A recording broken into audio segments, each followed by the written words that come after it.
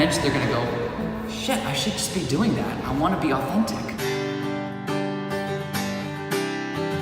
Well, my name is Tamal, and originally I was born in Hawaii, on the island of Oahu.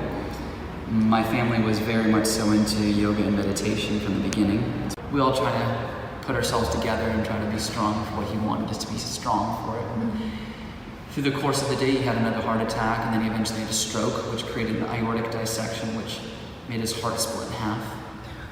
And usually people die instantly. He became one of the first people in medical history where not only did he not die instantly, but his heart beat, both two halves beat for another 18 days.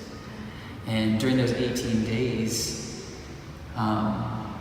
he was still coherent. You could talk to him, he'd squeeze your hand, tell you what was going on, and he just grabbed his mala beads and meditated on names of God, smiling on his face for 18 days and passed smoothly. So it was like a real big spiritual epiphany for me. And yeah, people say, oh, isn't it painful? And it is painful because I was very close to my father, but it was also one of those things where you realize your parents are supposed to teach you how to live, but the greatest thing they could ever teach you is how to die. And I really felt like he showed me how to die, like how to cross that gateway. And that's really what yoga is about, is how do you create a real spiritual muscle memory? How do you live in this world and do the most you can and the best you can so that the last moments of your life, you're not going, oh, I just want another cheeseburger. Oh, I just want another cigarette. Oh, I just want to go watch that movie. Oh, I just want to have sex one more time. But rather, you're at peace with the world and you can just meditate on God and pass with a smile on your face. So when he passed, I just felt like I wanted to revamp my life and take my life really seriously. And me and my brother, we stopped playing in our band, and he moved to Hawaii, married his fiance and had kids, and I was in LA, and I just started teaching yoga like crazy, and I started teaching all over the place. And there's a lot of things in yoga that are hard to digest for not only males but females as well. Like Patanjali Sutras, you get into it, the first thing he asks you to do is eat a plant-based diet and ahimsa, non-harming, when most men are going to go, dude, I just love meat and potatoes, you can't do this. So I don't tell people, you have to be a vegetarian, you have to do this. I will say, you don't have to do it, you know, when the time is right you can, but don't change it. So if anybody ever asks you, what does Patanjali's 8 Sutras say? Well, you're supposed to do this. I'm not there yet. Which people don't like to do that, but it's actually a breath of fresh air. Again, it's authentic. It's being honest. And eventually you're going to be going, oh, I'm not there yet. That's why I don't personally practice Patanjali's first writing of ahimsa. Eventually they're going to go, shit, I should just be doing that. I want to be authentic. I'm being authentic in my response is being honest, but I want to actually be authentic in actually following, and then things will follow. So I very much encourage, I have a lot of male students at this point, and encourage them to, one, don't change it, but just be honest if you're not changing it, right?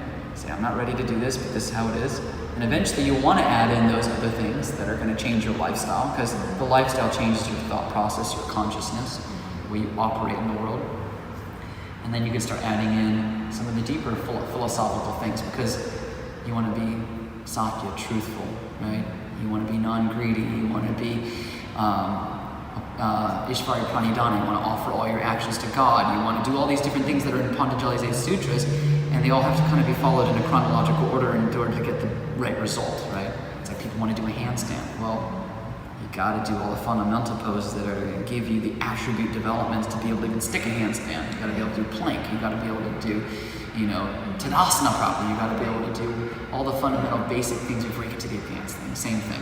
I realized through that whole process that there was, one, a huge deficit of men practicing yoga classes, and that there was a very strong female population, which is fine and great and all, but then I also felt like, there's this whole male population that is missing out, not only on the physical parts of yoga, but just missing out on what yoga is really all about, and if it can be presented to them in an appropriate manner so that they can carry those tools with them in life, because it really is a very valuable gift if you can actually apply the teachings and the message of yoga.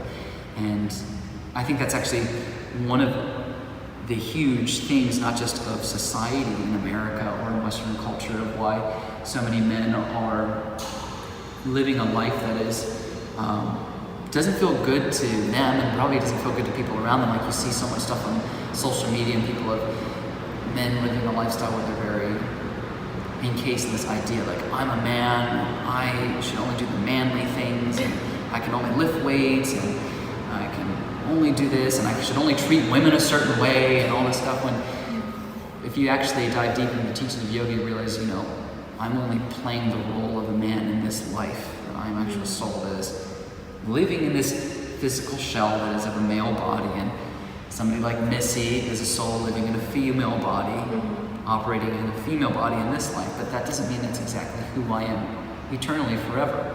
And if I can really open my eyes and start seeing people beyond the color of their skin, the gender of their body, but of them being a soul, a spiritual being having a material experience, I'll have such a deeper respect for them.